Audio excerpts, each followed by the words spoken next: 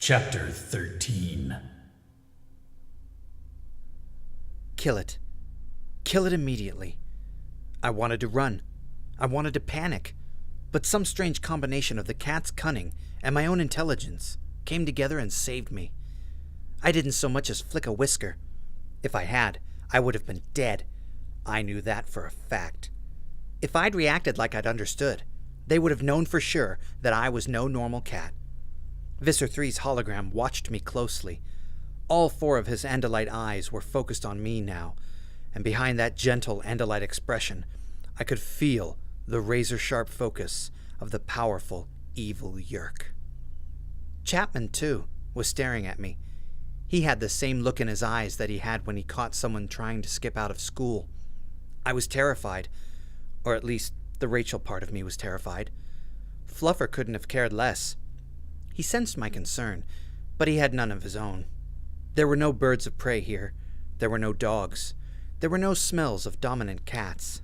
There was only a sort of three-dimensional picture that had no scent. And Chapman.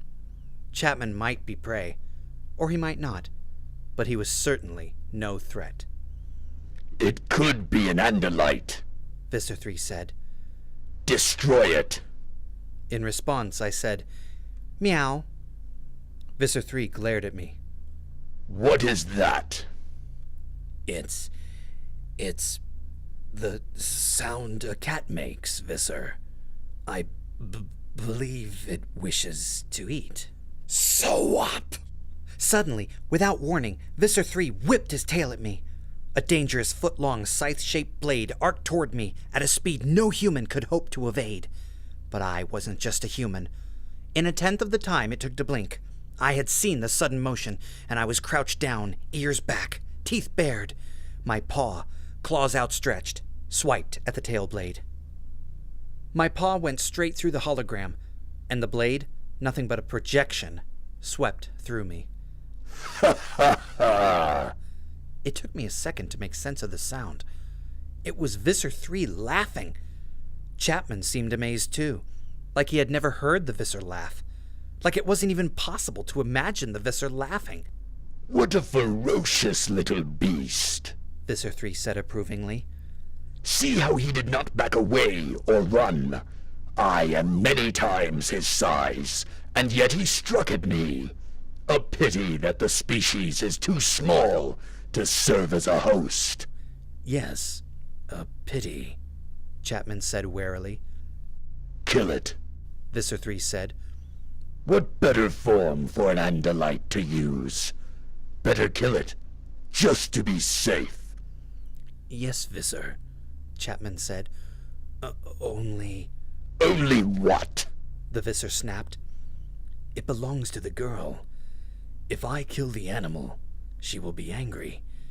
She may draw attention. Killing a cat is seen as a bad deed. It would violate my cover. Visser 3 did not look happy to be disobeyed, but he was not a creature who made impetuous decisions. He considered for a moment, while my future just hung there, balancing between life and death. "Do not violate your cover, or draw attention," the Visser said at last. I figured it was time for me to do something in my own defense. I walked over and rubbed my flank against Chapman's leg. "What is it doing?" Visser 3 demanded. It is signaling that it wishes to be fed. "Interesting. Claws and teeth and ferocity mixed with the subtlety to manipulate creatures larger than itself. A worthy creature. Yes, let it live. For now. Let it live until we have resolved the matter of the girl."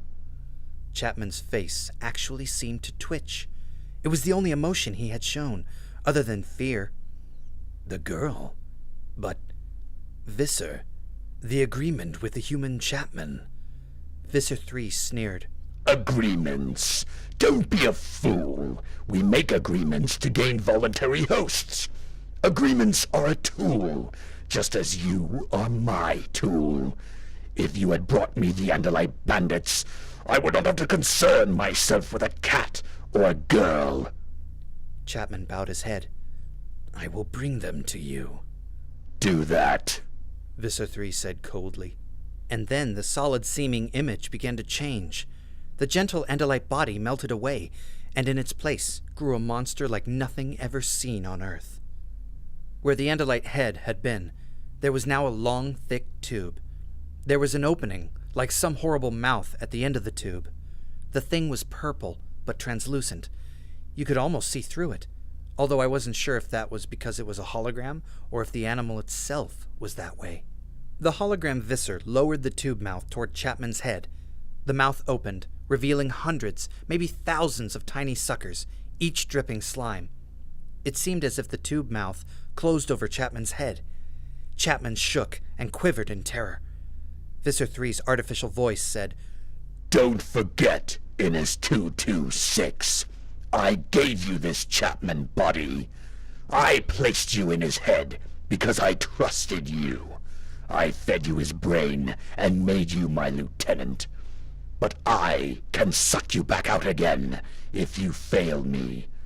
Would you like to see what happened to the last fool who failed me?"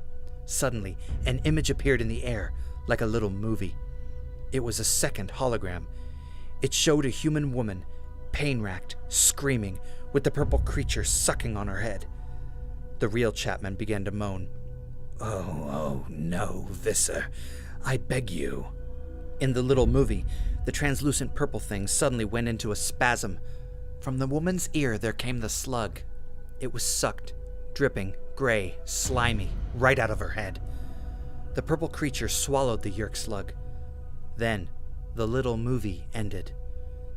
Not a very pretty picture, is it, Innis 226? Chapman just shook his head. His eyes were still staring at the empty air where the image had appeared. Visser 3 began to resume the Andalite form. Don't fail me, Visser 3 said.